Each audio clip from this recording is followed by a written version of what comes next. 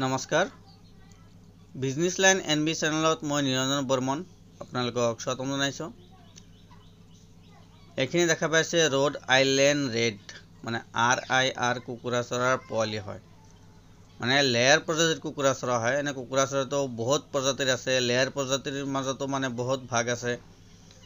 VV380, VV300, road island red, এনে মানে বহুত ধৰণৰ কুকুৰা চৰাই আছে লেয়াৰ প্ৰজাতিৰ। তাৰে মাজত এইটো হৈছে ৰোড আইলেণ্ড ৰেড। মানে এই কুকুৰা চৰাই কি হয়, আমাৰ অসমৰ জলবায়ুৰ লগত মিলি যায়। আৰু এই কুকুৰা চৰাই আমি আমাৰ থলুৱা কুকুৰা চৰাইৰ দৰে মানে বাহিৰত এৰি দি পালন কৰিব পাৰোঁ, কোনো ধৰণৰ সমস্যা নহয়। কিন্তু তথাপিও মানে বায়'ছিকিউৰিটিটো মেইনটেইন কৰিব লাগে।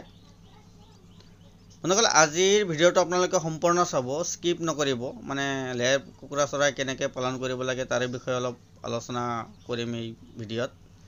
সকলো সম্পূৰ্ণ ভিডিঅ'বিলাক যদি আপোনালোকে চায় তেতিয়াহ'লে কমপ্লিট বুজি পাব, আৰু যদি স্কিপ কৰে তেতিয়াহ'লে একো বুজি নাপাব। পিছত আৰু মোক মানে এনে ফোন কৰি থাকিব।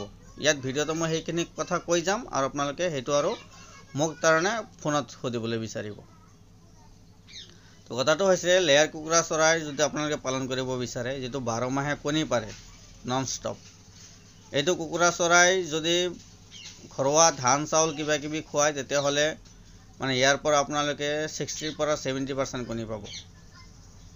আৰু যদি বাহিৰত এৰি দিয়ে, ধান চাউলো খুৱায় আৰু কোম্পানীৰ ফিডো খুৱায়, তেতিয়াহ'লে 70% পৰা 80% কণী পাব। আৰু যদি ইয়াক বন্ধ কোঠাত ৰাখি মানে আবদ্ধ অৱস্থাত ৰাখি যদি ইয়াক 100% যদি কোম্পানীৰ ফিড খুৱায়, তেতিয়াহ'লে ইয়াৰ পৰা 90ৰ পৰা 95% কণী পাব বছৰি। মানে বহুত কণী পাৰে, বছৰি প্ৰায় 300ৰ পৰা 320টামান কণী পাৰে।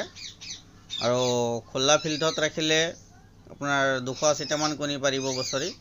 আৰু যদি ইয়াক মানে ধান চাউল খুৱায়, বা যদি আপোনালোকে ইয়াৰ মানে হেচিঙৰ কাৰণে যদি কণী বনাব বিচাৰে, যে কণীৰ পৰা আমি পোৱালি জগাম, তেতিয়াহ'লে বাহিৰত এৰি দিব লাগিব। বাহিৰত এৰি দিলে, আৰু যদি আপোনালোকে খাদ্য খৰচ কমাব বিচাৰে, ধান চাউল দিব বা বাহিৰৰ পৰা ঘাঁহ বন খাব, তেতিয়াহ'লে 60ৰ পৰা 70% কণী পাব, বা 220টাৰ পৰা 240টা এনেকুৱা কণী পাব বছৰত।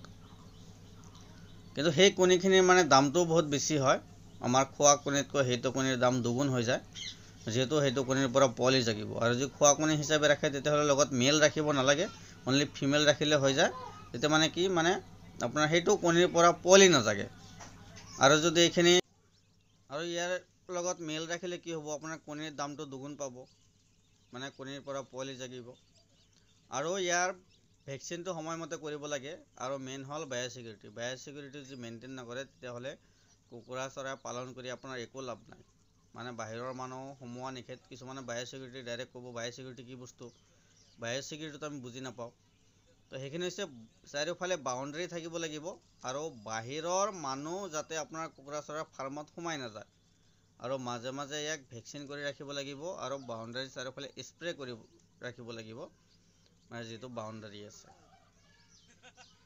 মানে বায়'ছিকিউৰিটিৰ ওপৰত ভিডিঅ' মোৰ দিয়া আছে, আপোনালোকে চাব। বহুত ধুনীয়াকৈ বায়'ছিকিউৰিটি মেইনটেইন কৰিব লাগিব। তেতিয়াহ'লে বায়'ছিকিউৰিটিত আপোনাৰ 80% মানে বেমাৰটো ছেভ হৈ যায়। এনেতো ৰাণীখেত বা ডাঙৰ ডাঙৰ কিবা বেমাৰ আহিলে হঠাৎ আহে, কিন্তু সেইবিলাক চব বায়'ছিকিউৰিটিৰ ওপৰতহে মানে আহি যায়। যদি বায়'ছিকিউৰিটি মেইনটেইন নাৰাখে, বেমাৰটো আহি যায়। নহ'লে ভিডিঅ'ত লাইক এটা কৰি ৰাখিব, চেনেলটো ছাবস্ক্ৰাইব কৰি ৰাখিব, সকলো ধৰণৰ আপডেট পাই থাকিব। ধন্যবাদ।